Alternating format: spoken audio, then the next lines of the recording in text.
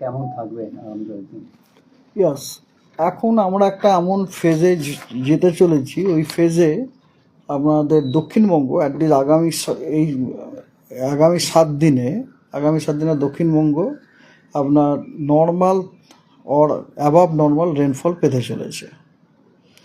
হ্যাঁ, আর একটা একটা সাইক্লোনিক সার্কুলেশন অলরেডি ফর্ম করেছে গাঙ্গেয় পশ্চিমবঙ্গ এবং তার সংলগ্ন বাংলাদেশে, এবং এই সাইক্লোনিক সার্কুলেশনটি চক্রবাত ঘূর্ণাবর্ত যেটা বলে, সেটি সমুদ্রপৃষ্ঠ থেকে 7.6 কিলোমিটার ওপর পর্যন্ত বিস্তৃত, এবং এর যে অক্ষটি সেই অক্ষটি উচ্চতার সাথে সাথে দক্ষিণ দিকে ঝুঁকছে।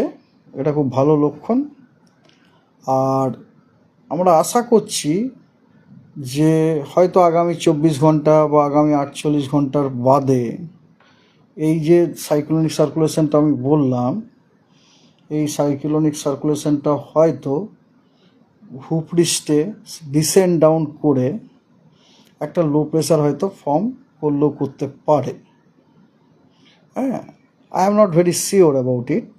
হ্যাঁ, কিন্তু earlier there are many cases যখন এরম ধরনের একটা সাইসার, আমার মনে হচ্ছে এই সিজনে এরম একটা হয়েছিল, এরম ধরনের একটা সাইসার, সেই সাইসারটি 1-2 দিনের মধ্যে ভূপৃষ্ঠে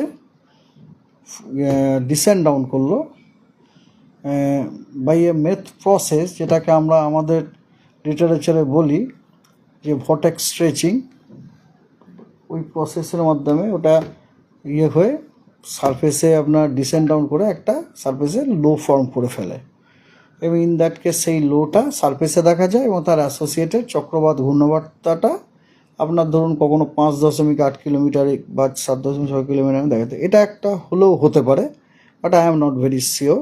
হ্যাঁ, আর মনসুন ট্রাপ খুবই অ্যাক্টিভ। মনসুন ট্রাপ রাঁচি, তারপর আমাদের পশ্চিমবঙ্গের ক্যানিং দিয়ে পাস করছে, এবং পাস করার পরে তারপর ওটা ইস্ট সাউথ ইস্ট ওয়ার্ডস হয়ে নর্থ ইস্ট বে অফ বেঙ্গলে এখন ডুবে আছে ইস্টার্ন এন্ডটা। ঠিক আছে, আর আজকে as usual India meteorological department extended range forecast issue করেছে আগামী 4 সপ্তাহের জন্য। তো এই সপ্তাহের কথাটা বলি, এই সপ্তাহ মানে আমি বলছি আজ থেকে 25 তারিখ থেকে 1 তারিখ পর্যন্ত। তাতে গোটা দক্ষিণবঙ্গতে নর্মাল থেকে স্বাভাবিকের থেকে বেশি রেনফলের পূর্বাভাস দেওয়া হয়েছে। স্বাভাবিক হচ্ছে মুর্শিদাবাদ এবং বীরভূম ডিস্ট্রিক্ট, এবং অন্য জেলাগুলোতে স্বাভাবিকের থেকে বেশি বৃষ্টিপাতের সম্ভাবনা আছে, এবং উত্তরবঙ্গে স্বাভাবিকের থেকে কম বৃষ্টিপাত।